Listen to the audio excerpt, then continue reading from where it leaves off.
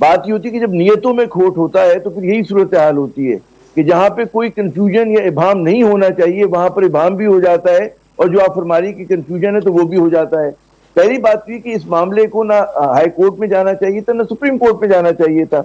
अगर हुकूमत की नीयत ठीक होती तो भाई असेंबली डिसॉल्व हो गई, आप इंतखाबात की तरफ बढ़ते, क्योंकि नियतों में खोट था तो आपने देखा कि वो मामला जो कि सियासी महाज पर हल होने चाहिए थे, जिसके पहले से लेड डाउन प्रोसीजर्स हैं, उस तरह से नहीं हुआ, और उसके नतीजे में हमने देखा कि मामला कोर्ट में गया। ये बात ही कि अगर नियतों में फतूर हो, हट धर्मी हो, तो